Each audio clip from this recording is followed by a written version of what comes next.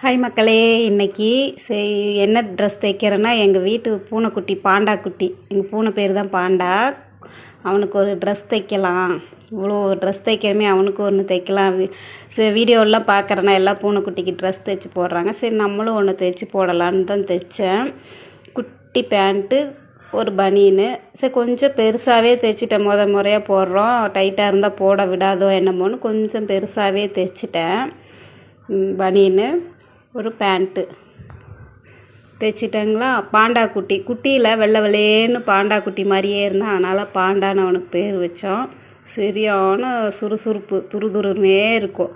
சரி நம்மளும் ஒரு ட்ரெஸ் தைச்சி போடலான்னு ஒரு தொப்பி, ஒரு பேண்ட்டு, ஒரு பனியனு மூணும் தைச்சி கொஞ்சம் பெருசாகவே லூஸாகவே எடுத்து தைச்சிட்டு போயிட்டேன்.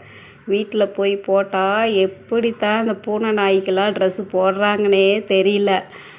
பனியனும் தொப்பியும் போட்டுட்டேன். அந்த பேண்ட்டு போடவே விட மாட்டேன்ருச்சு. கடின்னு கடிக்கிறான், என்னை விடுன்னு. அந்த வாழை போடவே முடியல. ஒரு வழியாக போட்டேன் பாருங்க, எப்படி தான் போட்டேன்னு. இதை போட்டால் அதை கழட்டி விட்டுறான், அதை போட்டால் இதை கழட்டி விட்டுறான். போடவே முடியல, துப்பியெல்லாம் கழண்டு போச்சு. அப்புறம் ஒரு வழியாக போட்டுட்டு என்னை விடுன்னு கத்துறான். சரி வேண்டான்ட்டு அப்புறம் கொஞ்ச நேரம் போட்டு பார்த்துட்டு பேண்ட்டும் பனியனும் அதுவே உதறிட்டு ஓடிடுச்சு. இங்கே பாருங்கள் எப்படி தான் போடவே முடியல. எப்படி தான் போட்டு வீடியோ எடுக்கிறாங்கன்னே தெரியல. போட்டுட்டு அப்புறமா தொப்பியெல்லாம் கழட்டிட்டு ஒரே ஓட்டம் ஓடிட்டான். பனியனை மட்டும் போட்டுட்டு எப்படித்தான் போடுறாங்கன்னே தெரியலைங்கன்னா, போடவே முடியல, விடவே மாட்டேன்ட்டான். கையை பிடிச்சி கடிச்சிட்டு ஓடுறக்கே நிற்கிறான். ஆனால் அழகாக இருந்தது. ஓட்ட உடனே வெள்ளை வெள்ளையேன்னு சூப்பராக இருந்தான்.